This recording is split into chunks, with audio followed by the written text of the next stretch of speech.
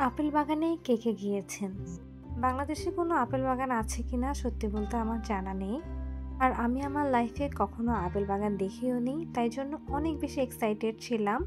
গুলমার্গে একটা রাতই আমরা থেকেছি। সকালে ঘুম থেকে উঠেই নাস্তা করতে চলে গেলাম। নাস্তার আইটেমের মধ্যে ছিল পরোটা, পাউরুটি, পোহা, সাথে ছিল একটা পাস্তার আইটেম। এর সাথে জ্যাম, জেলি, বাটার এগুলো তো ছিলই। এছাড়াও দুধ চা ছিল, ডিম সেদ্ধ ছিল।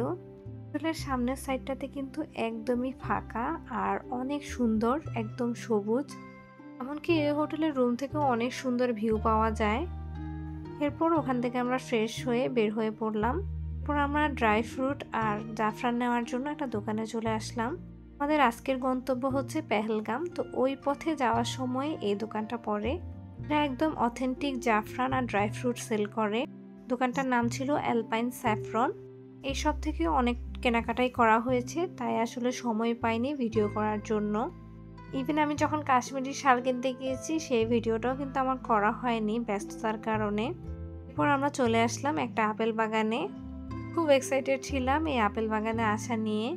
সিন কিন্তু ফল খেতে খুবই পছন্দ করে। নর্মালি ও ভাত বা অন্য কিছু অতটা পছন্দ করে না। আর ফলের মধ্যে আপেল দেখলে ও আরো বেশি খুশি হয়। প্রথমে ঢুকতে এই খরগোশগুলোকে দেখছিল ফারসিন, খুব খুশি হয়েছে ও।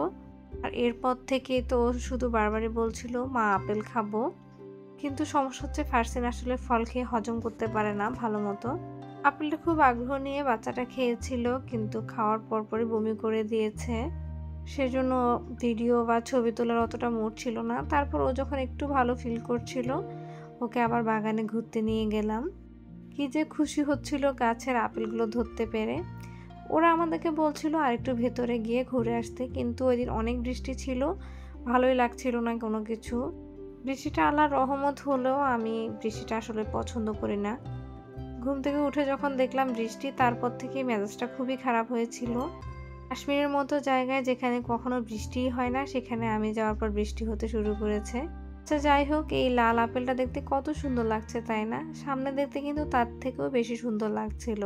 সবুজ আপেলের গাছগুলো দেখেছি, কিন্তু ওগুলো অতটা সুন্দর লাগেনি যতটা এই লাল আপেলগুলোর গাছটা লেগেছে।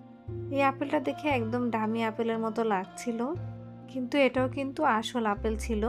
আর আপেল বাগানের সবচেয়ে বেস্ট জিনিস এইটা, আপেলের জুসটা যে এত বেশি মজা ছিল, কিন্তু ফারসিনকে আমরা কোনোভাবে বিশ্বাস করাতে পারছিলাম না যে ওইটা আপেলের তৈরি।